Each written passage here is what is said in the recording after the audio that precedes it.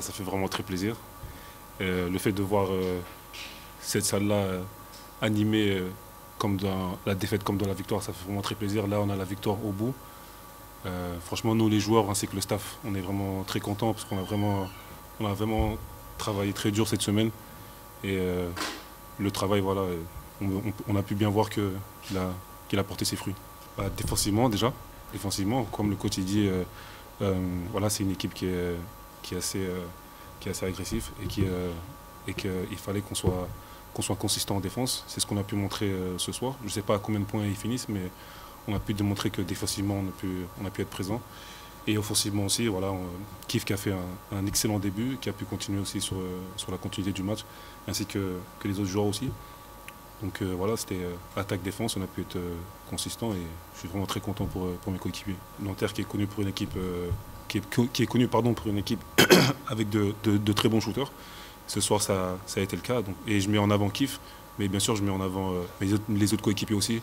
Mais vraiment, je suis très content de cette victoire et très content pour mes coéquipiers ainsi que le staff. Il fallait donner beaucoup plus que ce qu'on pouvait donner les semaines précédentes. Et c'est ce qu'on a essayé de faire cette semaine. Et cette semaine, voilà, je trouve que moi-même ainsi que mes coéquipiers, on a su bien travailler justement aussi cet aspect offensif aussi qui était la contre-attaque. Et là, on a été productif en attaque ainsi qu'en défense. Et vraiment, comme je le dis, depuis ma présence, je vois que mes coéquipiers ils travaillent. Et voilà, aujourd'hui, ça a apporté ses fruits. Et j'espère qu'après la trêve, justement, on sera justement encore meilleur qu'on a été ce soir. Quand l'équipe est dans une bonne dynamique, quand on est agressif dans le bon sens du terme des deux côtés du terrain, on a plus de chances d'être adroit.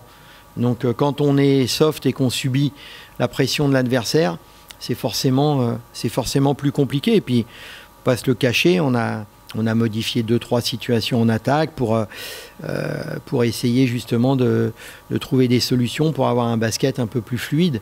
Donc les tirs de Keith Hornsby, de tout ce type de joueur, on sait très bien que quand il est on fire, il peut shooter des vestiaires, il le mettra. Donc on a eu ce soupçon de réussite, mais c'est aussi dû à l'enthousiasme et l'envie de se surpasser qu'on a eu ce soir. Je pense qu'on a une équipe plutôt à vocation offensive. Et lui, c'est un joueur qui peut être intimidant dans la raquette, même des deux côtés du terrain.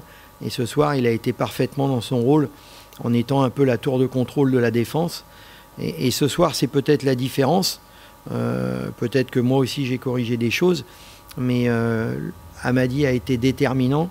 Sadio Doucouré a été très, très impactant. Et on était un peu en manque de ça, de joueurs athlétiquement agressifs.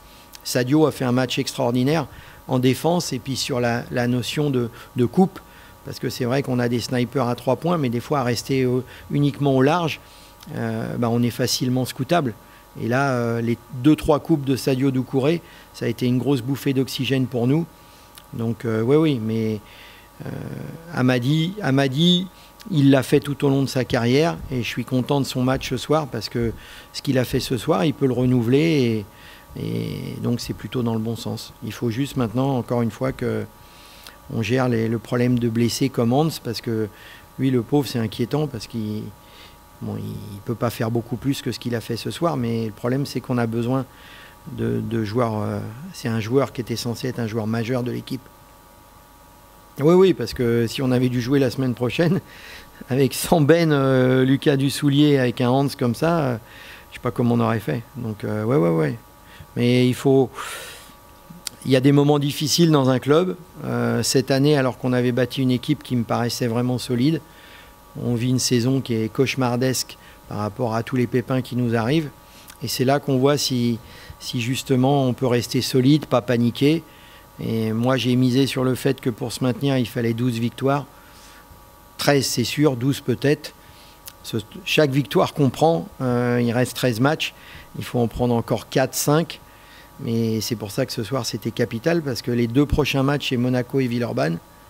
Donc, tu vois ce que je veux dire. Si on avait perdu ce soir, ça pouvait faire une très grosse série. La panique, non.